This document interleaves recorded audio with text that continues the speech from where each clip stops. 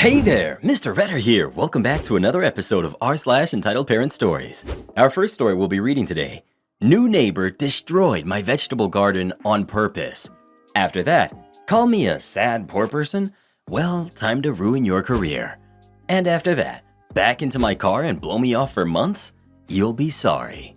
Now for every thumbs up this video gets, one Karen does not get to destroy anyone's garden. Depends on what you're growing, Reddit boy. Better not be cherry tomatoes, I can't stand those things. So please smash that like button and subscribe and turn on notifications for new stories from Reddit every single day. New neighbor destroyed my vegetable garden on purpose. We moved into our new house in January of this year. There's a side yard of grass and sod that belongs to our property that separates my house from my neighbor's home. Everything seemed great when we moved in until I planted a small raised vegetable garden in the side yard. Only place in the yard with enough sun to grow veggies. The elderly neighbor was unhappy that I had pulled up the grass and said she was going to get my husband on me. My husband loves my garden and the fresh veggies that we get from it daily. Neighbor was quiet for a few months, happily accepted any produce I offered to her. Then out of the blue, she calls code enforcement on my garden, saying it was full of dead plants. Code enforcement came out, saw a garden with no dead plants and tons of melons and peppers and laughed. Said that I was not violating code and my garden looked great. Neighbor wasn't happy that code enforcement did not make me remove my garden, so she proceeded to trespass onto my property and mow over all of my watermelon and cantaloupe vines, destroying all of the melons that weren't ripe yet. I approached her and told her not to trespass or mow on my property. She turned away and walked off without saying anything and continued to mow on my property. The next day, I go to throw some trash in the outside bin and I see the neighbor on my property spreading poison on my organic veggie garden. I started filming her, told her to stop, and she continued. That night, both of my dogs got very sick. They were throwing up. They had been in my fenced backyard only, not near the front where I had videotaped her doing what she did. So I called the cops. They came and talked with her, told her she could not come on my property. She screamed and had a fit at me in front of the cop. The neighbor also smiled when I mentioned my dogs getting sick. The cop saw her smile and told me to immediately get cameras put up everywhere as my animals didn't appear to be safe in my yard. I didn't press charges as I just wanted her to stop and leave me alone. However, she is now continuing to trespass on my property. It's all caught on video. She literally walked past the no trespassing sign to mow 4 to 5 feet onto my property. My husband wants to let it go. I fear for my 2-year-old daughter's safety and for the safety of my 2 dogs. She is blatantly disregarding the orders of the police officer. I'm a wreck over all of this. I'm going to have to remove all of the poisoned soil and remediate the ground. All of my other neighbors have been super supportive of my plight and tell me not to back down to her bullying attempts. What should I do? Update. Thank you everyone for the thoughts. I will be going to the police station tomorrow to press charges. Why the heck wouldn't you press charges after all of that? My goodness, that's a no-brainer. She is, as evidenced by your OP, she's obviously not going to stop. I mean, you ought to know that. You've asked her how many times already, and she still blatantly disregards and disrespects your wishes. Apparently, this is a game to her. If her smiling after hearing your dogs got sick in front of a law enforcement officer isn't enough to tell you she's a psycho, then I don't know what will. Press charges and press them hard. Your family is in obvious danger. And build a fence with a locking access gate. Good luck. Well, what would you do in this situation? Would you report your neighbor to the police again or not? Please let us know. I can't even tell you what I'd do to them. Let's just say they'd be making a Lifetime movie about me, and boy would it be good. Call me a sad poor person? Well, time to ruin your career. Let me start off by saying that my family is financially stable and have been well off since the days of my great-grandfather. We use the money to fund our charities and put almost all the money we earn back into our business, which is a decently sized attraction ranch that's sort of become a small-town attraction here. We are also not white, but Native American, with my father coming from Mohawk ancestry and my mother coming from the Haida ancestry. We also pay an affordable living wage to all our employees because we value them, and that's how you keep the good employees, and they're like a family to us. Because of this, our family is very well known to the local community. Now, for privacy reasons, I do not use my real name online. I have 2 names, my more traditional native name and my more modern English name. I use my English name online, with my mother's maiden name. My brother and I have very strange and very unconventional English names, as we were named after characters from a movie about a boy, a book, a warrior, and a child empress with an impossibly annoying name. We only use these names when needed, so we both use them for online platforms. Let's say that we are Bastion and Artax. I recently got married, and my partner and I decided it was time for us to look at houses. We decided to look at some houses in the area where we lived, and we thought it was time to speak to a financial advisor. After a few days of waiting, I was able to get in touch with a local advisor my father had dealt with over Facebook, whom I have never met but have heard a great deal about, and he told me that he was holding a Facebook Live seminar later that day about mortgaging and property ownership. I had some time, so I decided to sit in on the seminar. To say the seminar was a joke is laughable at best. The man running it was a former athlete who had been dropped by his minor-level team due to injury, and his only saving grace was finding work for the bank. This I found out on his LinkedIn profile page, which he had sent a link to at the beginning of the seminar while he spoke about his credentials. He had us sit for half an hour before he decided it was time for all of us to participate and had us react to things. Use the hug reaction if you like this, or the wow reaction if you don't. Use the sad reaction for this, or the thumbs up if that was helpful. Eventually, he asked a question about home ownership. Now, technically, I do own a home already, as I have equal ownership of the house my brother lives in, by his insistence, though I think it was just to boost my credit score when I turned 18, and he began to give examples of houses on the market that those in the seminar would be interested in buying. At the end of each one, he would do the react one again, but this time with the anger react if you don't like it, or the laugh reaction if you did. Well, I saw a house that would have been perfect for my partner and I, so I clicked on the laugh reaction. What came next, I was not prepared for. Instead of continuing on with the seminar, the man running it decided he wanted to vet those who said they wanted the houses he had shown.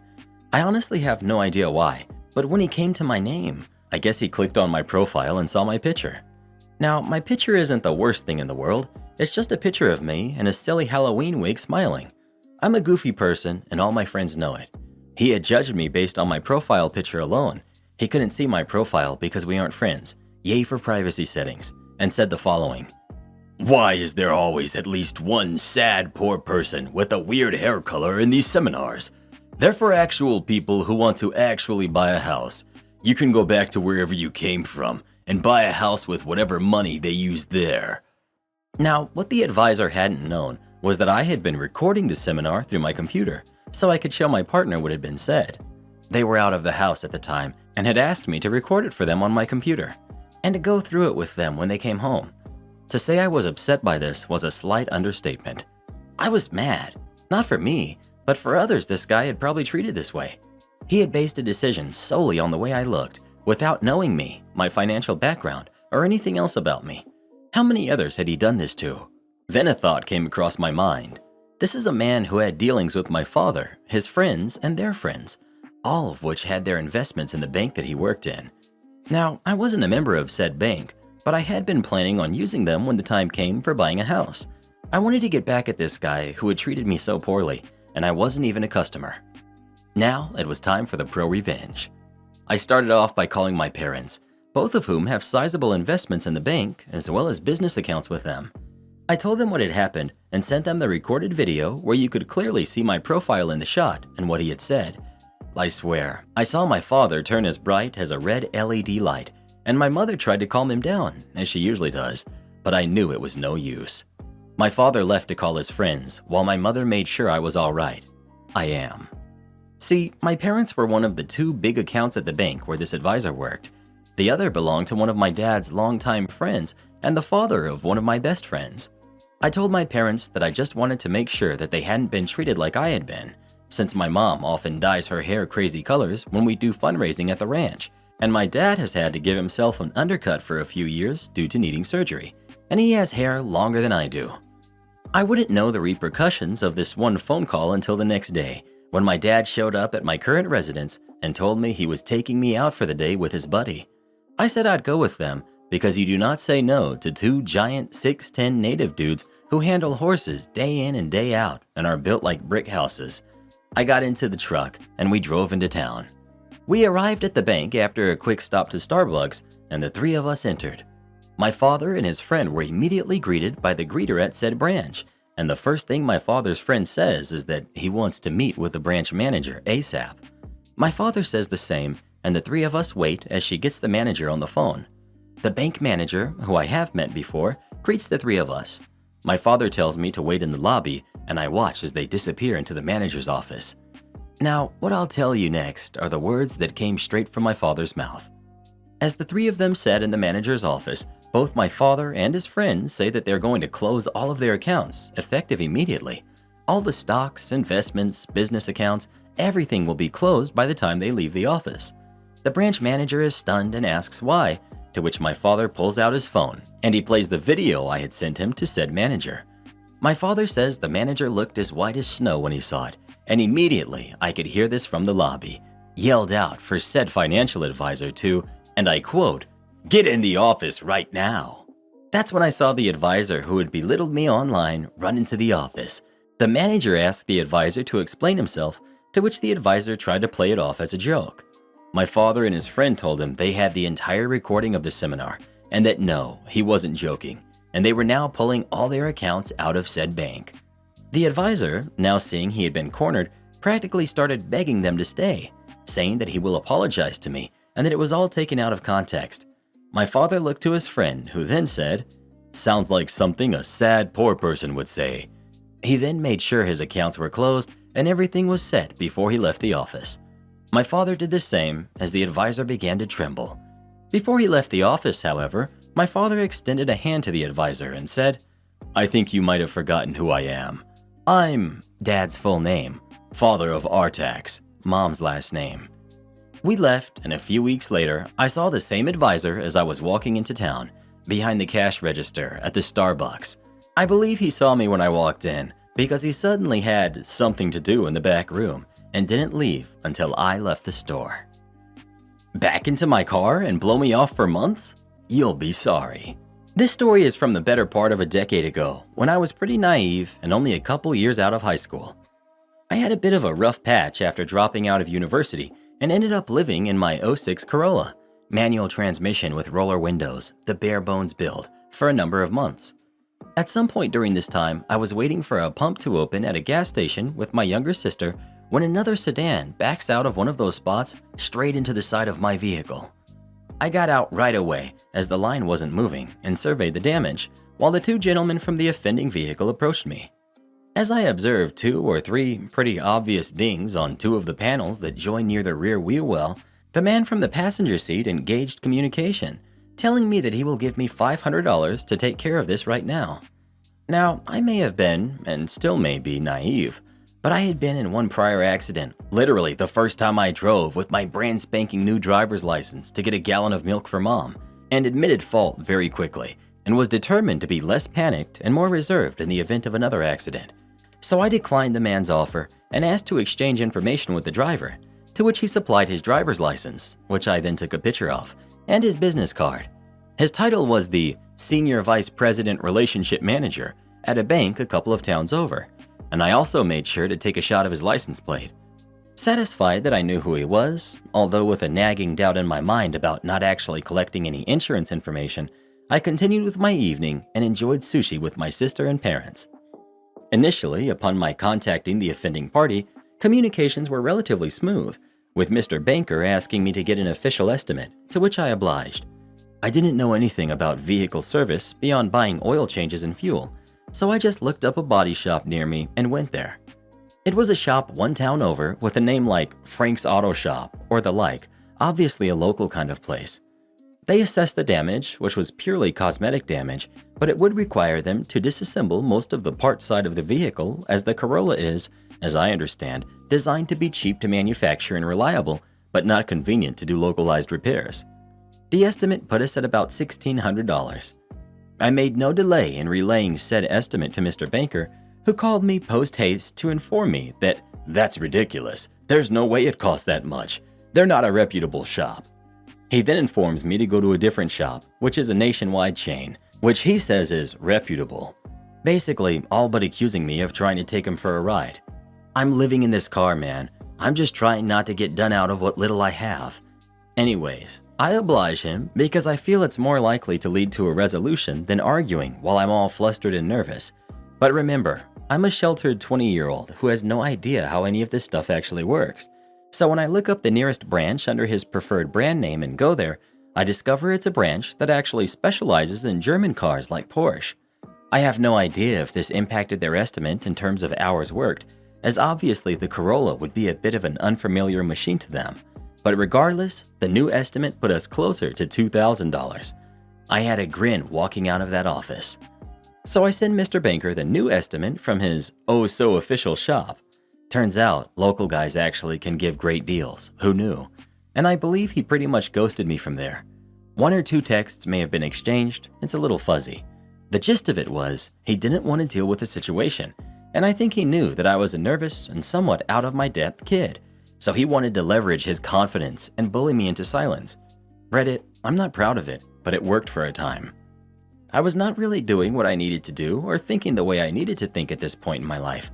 So among all the other things I was neglecting, this situation fell by the wayside after a couple of weeks. My parents, frustrated with my lack of life progress, were categorically unsupportive, despite my father being an attorney. As far as he was concerned, he paid for the car, which I was grateful for, and the insurance for that first couple months, and that's all he needed to contribute. I don't blame him, but at the time, it was pretty deflating, as I always was hoping that he would be my ace in the hole. After a number of months, probably around 3 to 4, I finally found a job. It was a really sketchy, pure commission sales job over the phone that is a whole saga unto itself, but it did come with a sales manager who had some experience dealing with petty squabbles, and it was he who was my savior. After a couple weeks or so of working for him, somehow the situation came up in conversation. Honestly, it probably didn't take that long. I tend to just blabber on and on about whatever's on my mind. And he suggested that, as I knew where he worked and had his license so I knew where he lived, I should make it personal.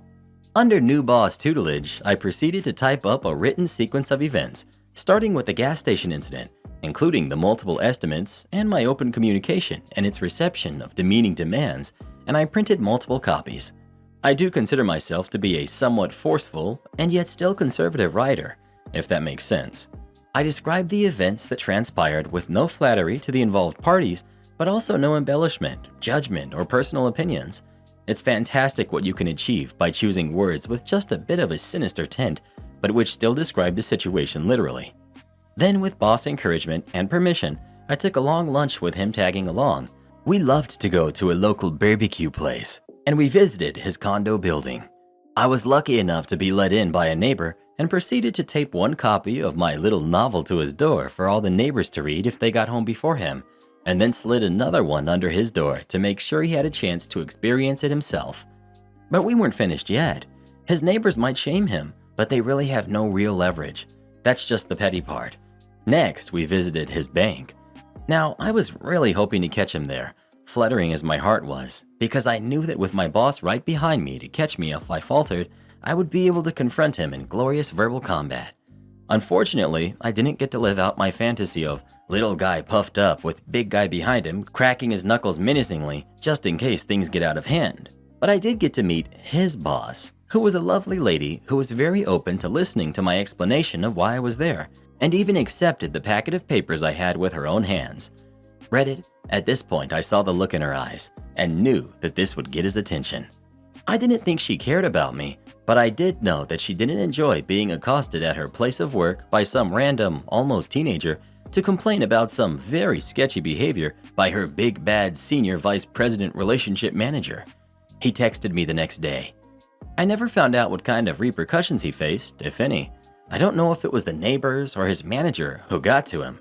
I can see it going either way. A guy living in a condo such as his probably cares about his image quite a bit, and his neighbors ridiculing him for such a thing could be as impactful as his boss demanding that he resolve the situation ASAP. Who knows? What I do know is that he was still very salty about the situation. I guess with my silence, he had figured he won.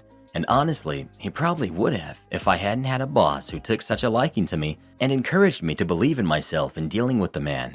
His text amounted to, "I've sent the information to my insurance. As of now, I'm not involved." I was so relieved. I felt powerful and gratified, and like I was finally going to be able to move out of my car. My boss slowed me down.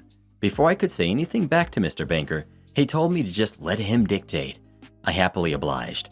Paraphrasing, "That's not how this works. You're involved until I'm paid and made whole. I will continue to be in contact about any complications moving forward until the situation is resolved."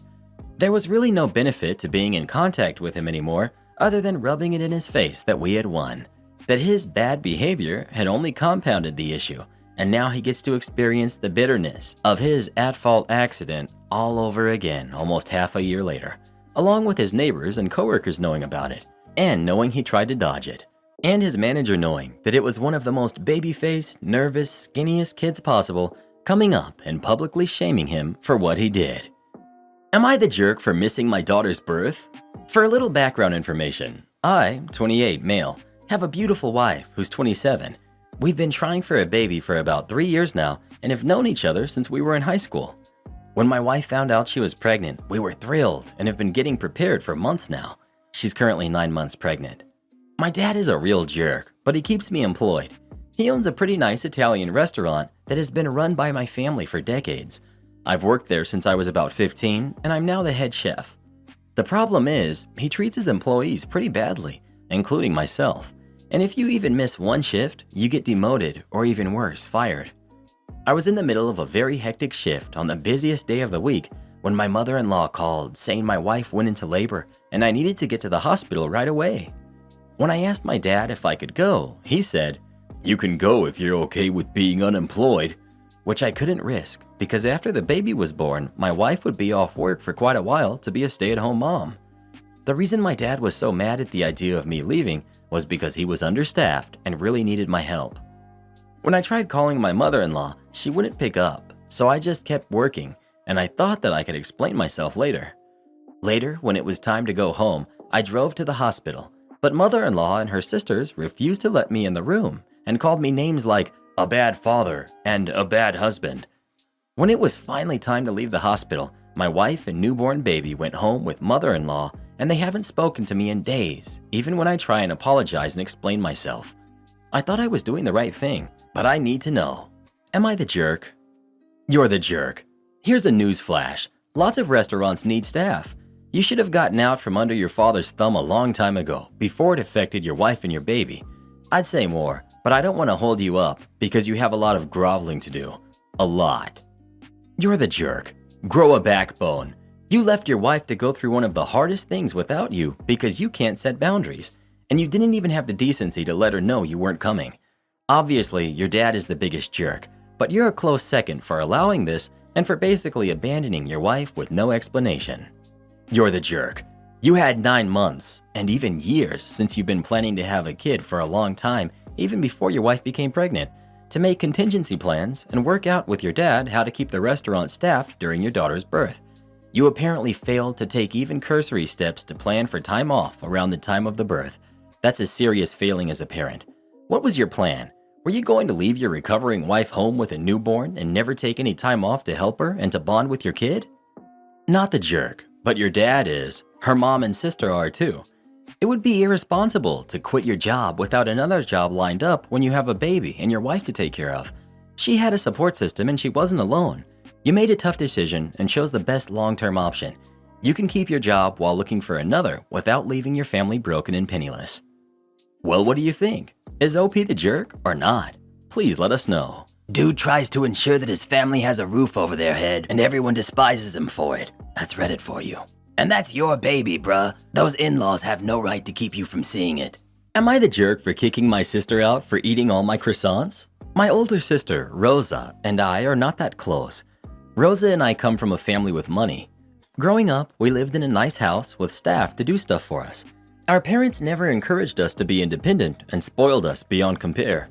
I never got a normal childhood, and I got the biggest culture shock when I left for university.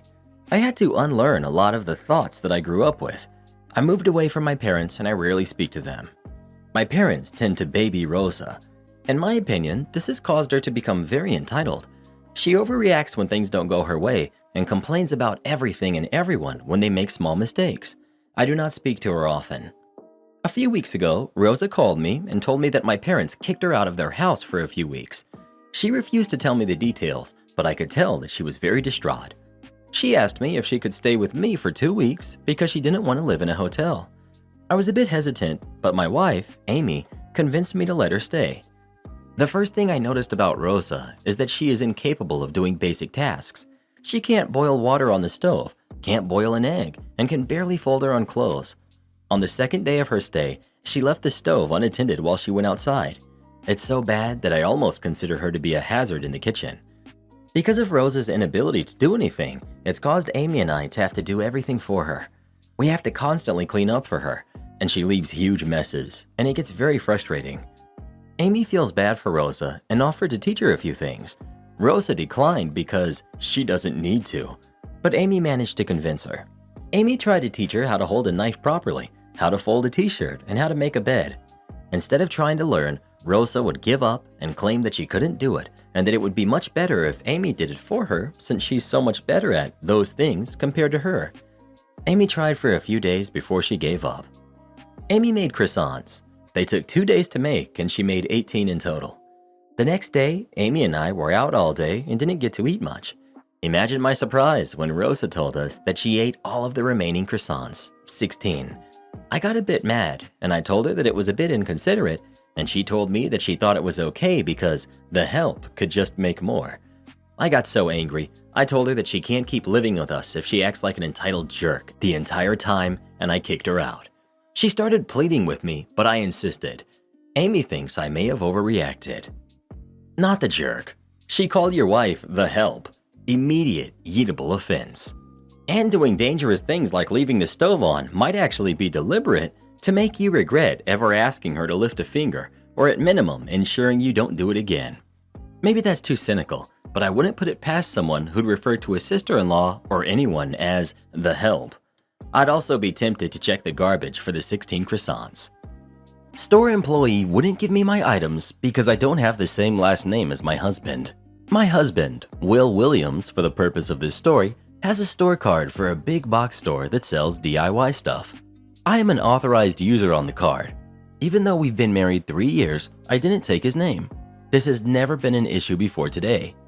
Will had surgery 2 days ago and decided this morning that he wanted to do some projects around the house while he's stuck at home recovering. So he purchased about $250 worth of stuff from the DIY store online and asked that I pick up the items because he can't drive yet. I drive to the DIY store, head to the pickup counter, and show the email and my license when asked. The woman looks at me and says, "You want Will Williams?" I explained that no, I am Will's wife, Flamingo Lemon. I'm here to pick up the order. I confirm Will's email address and phone number. According to her, I can't be Will Williams' wife because my last name isn't Williams, it's Lemon, and therefore I'm committing fraud. I showed her on my license that the address listed is the same as the address on the account. Nope, doesn't matter. Since our last names don't match, I'm committing fraud. Will has to pick up his own items. I explained that Will had surgery and has a cast on his leg, which is why he isn't able to pick up the items. I state that I am an authorized user on the card and that the email address Will put in when he placed is one I know. I've had 0 issues picking up stuff for him before. She starts trying to bend my license in half, and I pull it out of her hand. I tell her this is ridiculous and ask when she gets off work so I can speak with someone who understands that people can be married and share a card and have a different last name. Then I walk away.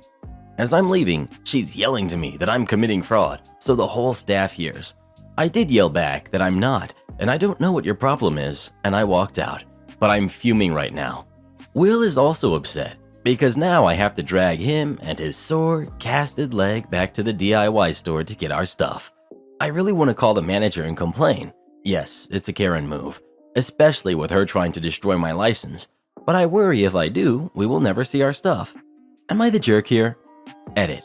I went back to the store with my husband's license and a note from him saying I could pick up the order. Left Will in the recliner. We looked all over the DIY store's app and website to see if there was a way to authorize a different pickup person, but couldn't figure it out, especially since my info was already on the order. I got the order through their drive-up and they didn't check any licenses, especially after all that BS. I called the store number once I got home and spoke with the manager. They apologized for the employee and offered me a $5 account credit. $5? They better give you a little something more after all that crap. The time I employed the Worcester Sheriff to bring the Worcester Police to court. Years ago, I got a speeding ticket in Worcester, Massachusetts. It was a typical speed trap where they sit at the bottom of a steep hill, knowing that lots of people will exceed the very low speed limit because gravity. It was BS, so I decided to fight it and at least make them work for their $100 fine. I read everything I could on fighting radar tickets, and one strategy was to check whether the police department had proper FCC documents on their radar used. If they don't, the radar info is inadmissible and you probably will win your case. I went to the Worcester police station and found the records department down in the basement. I showed them the ticket and explained that I wanted to view the paperwork for the radar that was used to record my speed. I had to wait a couple minutes, but some official came out and sternly informed me that civilians don't have access to that information. Cue malicious compliance. I asked a few people how you request records for a court case, and it turns out that, at least in Massachusetts, that's one of the things the sheriff's office does.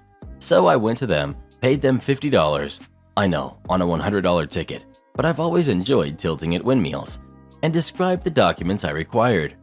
I have to admit that by the time I had to go to court, I had kind of forgotten about the sheriff's department, but I did notice this police officer sitting in the audience section with all the other people fighting tickets.